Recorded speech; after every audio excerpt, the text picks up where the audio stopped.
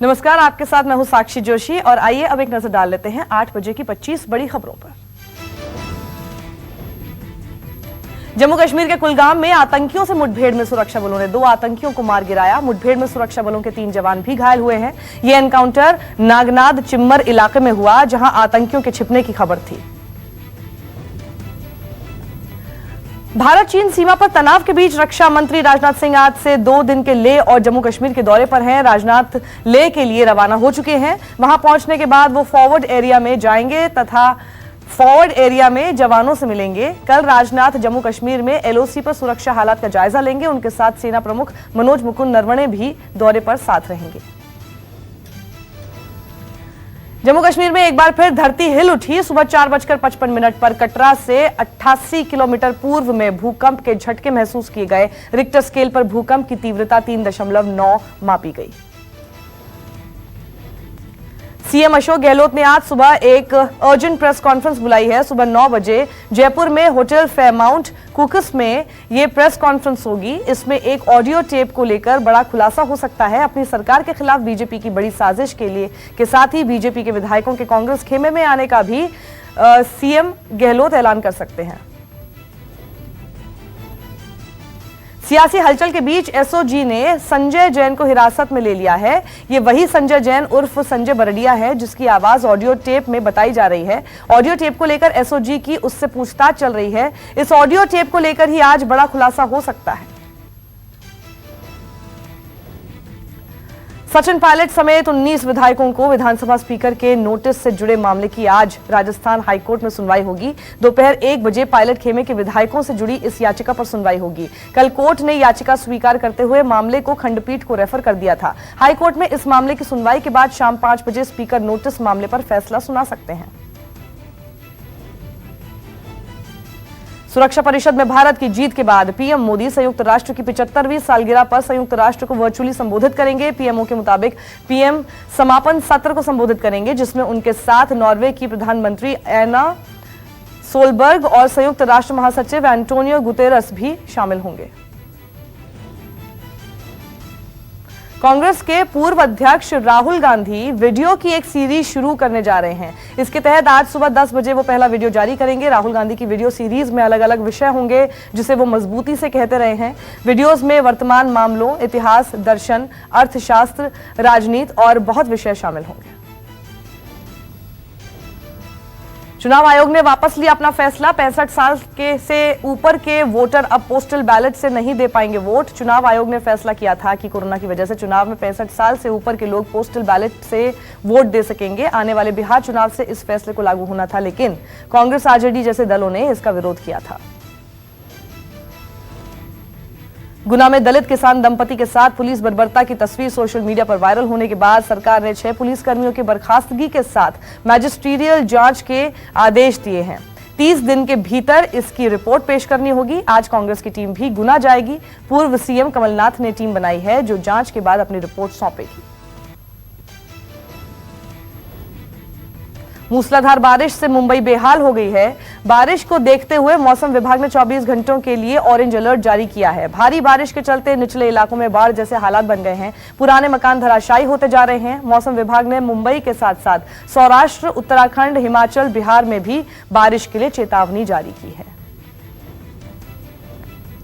मुंबई में लगातार हो रही बारिश से सड़कों पर सैलाब नजर आ रहा है। मालवानी इलाके में एक बिल्डिंग गिरने से हादसे में 5 लोगों की मौत हो गई।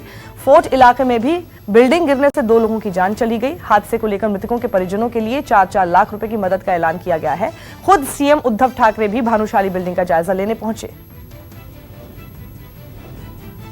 असम में आई बाढ़ ने काजीरंगा नेशनल पार्क में रहने वाले जानवरों का भी जीना मुश्किल कर दिया है। पार्क के अंदर पानी जमा होने के चलते एक गेंडा पास के गांव में जा घुसा। गेंडे को देख गांव में हड़कंप मच गया। लोग शोर मचाने लगे। 10 घंटे की कड़ी मशक्कत के बाद उसे गांव से बाहर निकाला गया। देश में कोरोना संक्रमण की रफ्तार तेज हो गई है। 24 घंटे में अब तक के सबसे ज्यादा 32,695 मामले आए सामने, जबकि 606 मरीजों की मौत हो गई। देश में अब कोरोना संक्रमितों की संख्या बढ़कर 9,68,876 पर पहुंच गई है। वहीं कोरोना से अब तक 24,915 लोगों की जान जा चुकी है। हालांकि अब तक 6,12,814 मरीज ठीक भी हो चुके हैं। देश में 3,31,146 एक्टिव केस है। महाराष्ट्र में कोरोना का कहर जारी है। यहां पिछले 24 घंटे में 8,641 नए मामले सामने आए हैं, जबकि 266 लोगों की मौत हो गई। राज्य में संक्रमितों की संख्या बढ़कर 2,84,281 हो गई है, जबकि राज्य में कोरोना से मरने वालों का आंकड़ा 11,194 तक पहुंच गया है। दिल्ली में कोरोना मरीजों की संख्या लगातार बढ़ती जा रही है। पिछले 24 घंटों में 1,652 लोग कोरोना संक्रमित हुए, जबकि 58 लोगों की मौत हो गई। दिल्ली में अब कोरोना से संक्रमितों का आंकड़ा 97,693 हो गया है। दिल्ली में इस खतरनाक वायरस से 3,545 लोगों की जान चली गई। यूपी के पीलीभीत में दोपहर अचानक टिड्डी दल ने फसलों पर हमला बोल दिया, जिससे यहां के किसानों में हड़कंप मच गया। सूचना मिलते ही प्रशासन भी मौके पर पहुंचकर किसानों के साथ थाली बर्तन बजाकर टिड्डियों को भगाने की कोशिश करने लगा। टिड्डियों के आतंक से किसानों में नुकसान को लेकर भारी दहशत है। चुनावी साल में नीतीश सरकार के लिए हर रोज नई मुसीबतें सामने आ रही हैं। पुल का मामला अभी शांत भी नहीं हुआ कि उनके ही पार्टी के नेता ने राज्य के सबसे बड़े अस्पताल पीएमसीएच की पोल खोल दी है। जेडीयू युवा इकाई के प्रवक्ता ने फेसबुक लाइव करके सरकार को कटघरे में खड़ा कर दिया है। वीडियो में हॉस्पिटल के बदइंतजामी को बताया गया है। भोपाल में किशोरियों की यौन शोषण के मामले में फरार 30,000 का इनामी आरोपी प्यारे मियां उर्फ अब्बा को श्रीनगर से फ्लाइट के जरिए भोपाल लाया गया। 6 नाबालिग लड़कियों ने इस पर दुष्कर्म का आरोप लगाया है। पुलिस पहले ही प्यारे मियां की अवैध संपत्ति को जमींदोज कर चुकी है। इस पूरे मामले में पुलिस 2 महिलाओं समेत 4 आरोपियों को पहले ही गिरफ्तार कर चुकी है। केंद्रीय नागरिक उड्डयन मंत्री हरदीप सिंह पुरी ने प्रेस कॉन्फ्रेंस कर जानकारी दी कि एयर इंडिया की 55 से 60% तक उड़ानें दिवाली तक होने लगेंगी। साथ ही उन्होंने ये भी बताया कि एयर इंडिया का निजीकरण जरूरी है और सरकार इस दिशा में काम कर रही है। कोरोना की वजह से सरकार उस स्थिति में नहीं है कि एयर इंडिया को आर्थिक मदद कर सके।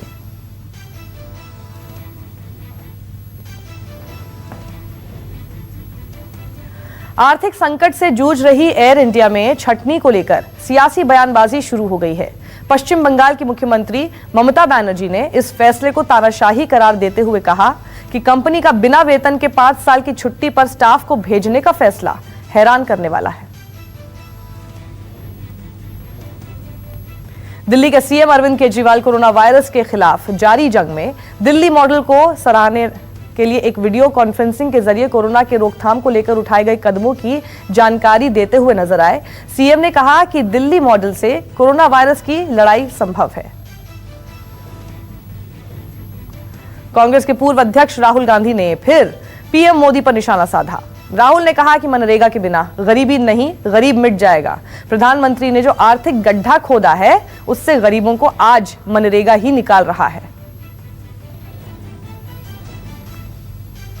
राजधानी दिल्ली के फ्रीडम फाइटर कॉलोनी में हुए डबल ब्लाइंड मर्डर केस में 2 बदमाशों को गिरफ्तार किया गया है।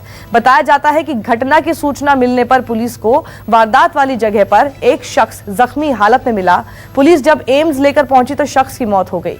मरने वाले को गोली लगी थी। फिलहाल पुलिस ब्लाइंड मर्डर के तलाश में जुटी है। कोरोना का कहर के बीच अब आप रेल से कोरोना मुक्त सफर कर सकेंगे। रेलवे ने यात्रियों के सफर को सुरक्षित बनाने के लिए कपूरथला में एक खास तरह के कोच का निर्माण किया है, जो कॉपर कोटिंग वाली रेलिंग, प्लाज्मा एयर प्यूरिफायर के अलावा टाइटेनियम डाइऑक्साइड कोटिंग सुविधाओं से लैस है।